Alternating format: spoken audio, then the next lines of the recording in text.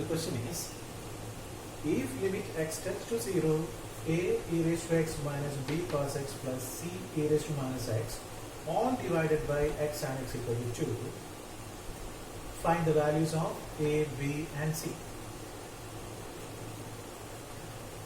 Here we can see that we can't apply any limit result on the left side directly.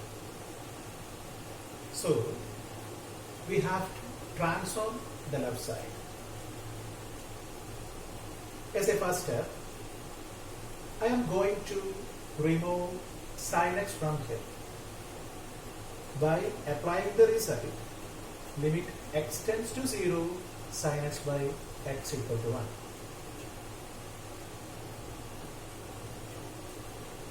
So, in the first step, divide the denominator by x, and to nullify the effect of division, multiply the denominator by another x. Now, by applying the result limit x tends to 0 sin x by x equal to 1,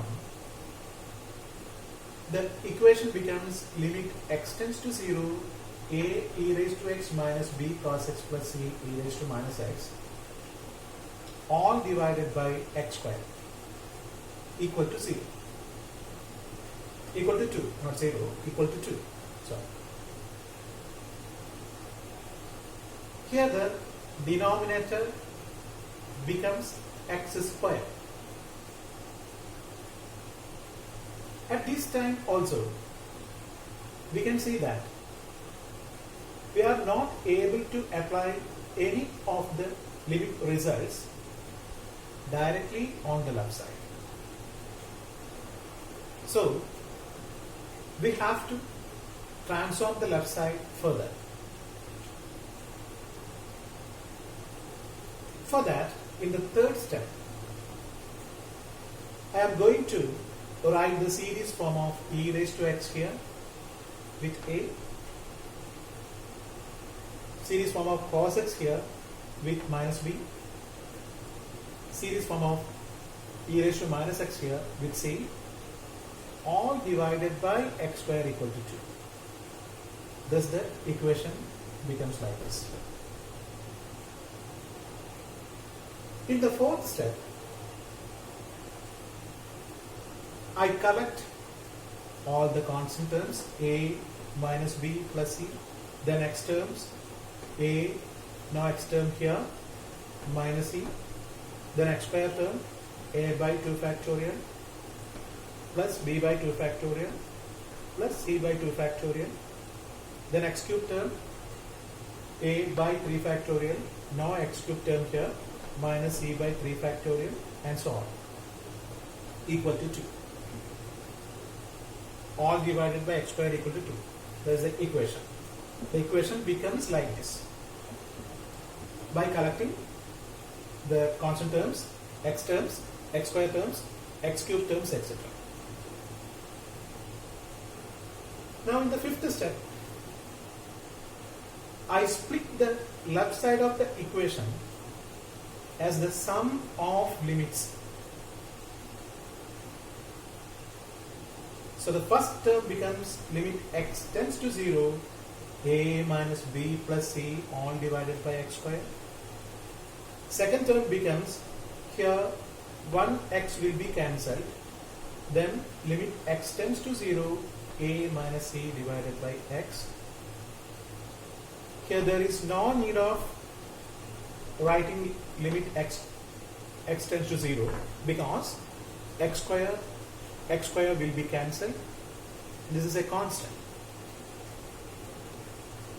The other term becomes x cube by x square equal to x. Therefore, the term is limit x tends to 0 x into a minus c divided by 3 factorial. The other term will be of the form x square into some constant. The next term will be of the form x cube into some constant, and so on. We can see that from this term onwards, the limit becomes 0, because there will be at least one factor x in the numerator in each and every terms.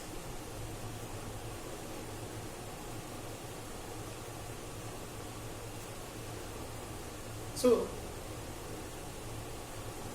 all these terms hereafter can be avoided. So what about these two terms?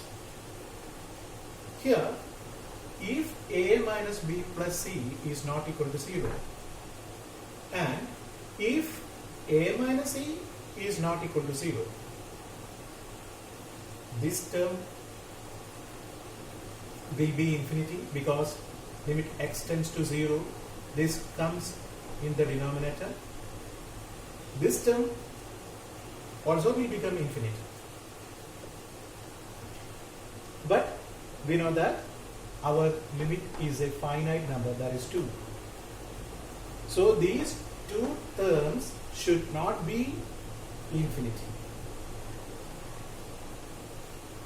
Therefore, to make this limit finite, we should keep a minus b plus c equal to 0 and a minus c equal to 0. Then if these two terms are zeros, a plus b plus c divided by 2 factorial should be equal to 2. That is, a plus b plus c should be equal to 4. So we get 3 equations and 3 variables, 3 unknowns, a, b, c. By adding 2 and 1, we get 2a minus b equal to 0, that is b equal to 2a. From the equation number 2, we get a equal to c. If a equal to c, b equal to 2c. Put a equal to c and b equal to 2c in equation number 3. Then we get c plus 2c plus c, that is 4c equal to 4, c equal to 1. When c equal to 1, a equal to 1. When a equal to 1, b equal to 2. So a equal to 1, b equal to 2 and c equal to 1. This is the result. Thank you.